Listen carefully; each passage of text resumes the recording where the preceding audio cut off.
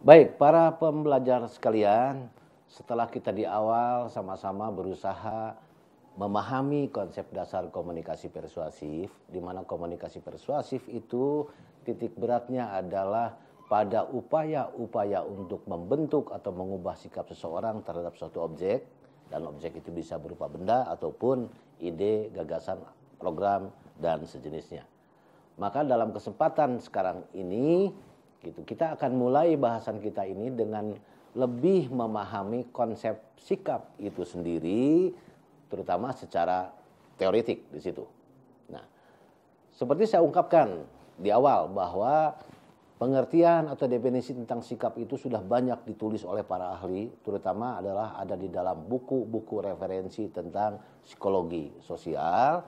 Di sini akan saya ungkapkan dua saja definisi konsep ini dari para ahli psikologi sosial. Pertama adalah dari Gordon W. Allport atau G.W. Allport di sini.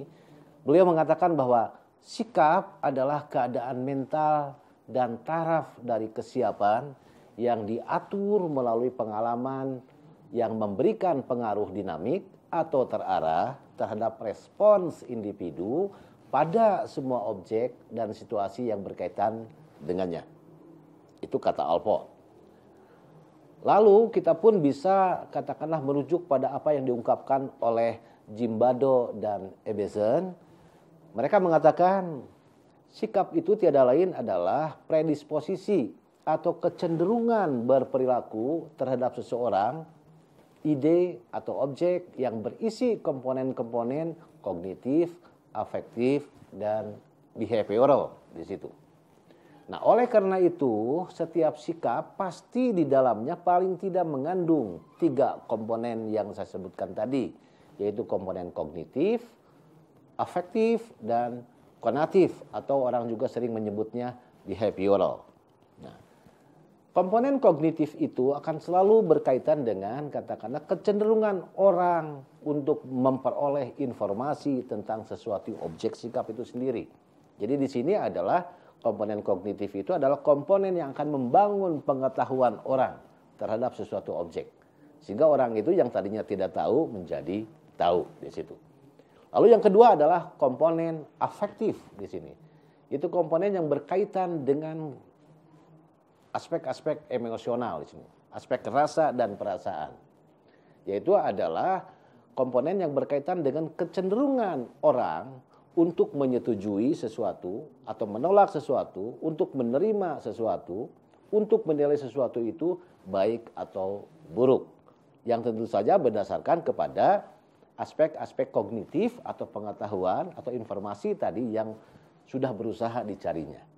Dan yang ketiga adalah komponen konatif namanya, atau komponen behavioral, yaitu yang berkaitan dengan seberapa kuat orang cenderung untuk melakukan tindakan atau perilaku berdasarkan kedua komponen tadi yang sudah ada dalam dirinya, yakni aspek kognitif atau pengetahuan dan aspek afektif atau aspek sikap mental itu sendiri, aspek katakanlah evaluasi. Nah, jadi sikap itu akan selalu dibentuk oleh ketiga komponen ini, kognitif, afektif, dan behavioral, yang nanti akhirnya akan membentuk totalitas tentang sikap itu sendiri.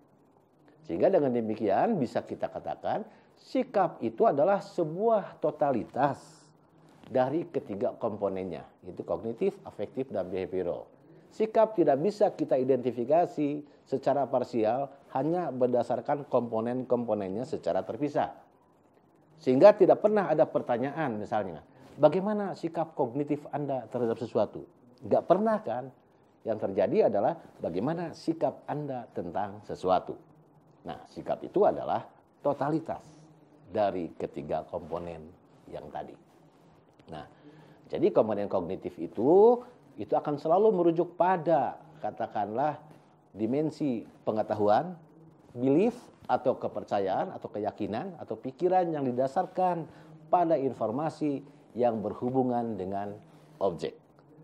Jadi orang bersikap secara kognitif itu adalah berusaha mencari informasi tentang objek itu. Untuk apa? Untuk memperoleh pengetahuan tentang objek itu sendiri.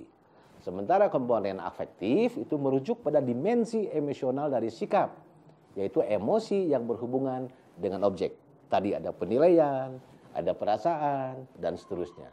Dan kemudian behavioral atau konatif itu adalah merupakan kecenderungan atau bentuk tindakan yang kita lakukan terhadap objek. Sehingga pada akhirnya berwujud nyata dari jadi sebuah tindakan atau perilaku. Nah, dalam konteks ini maka kita mengatakan sikap itu adalah kecenderungan untuk bertindak atau berperilaku. Sikap itu adalah predisposisi tentang perilaku di situ.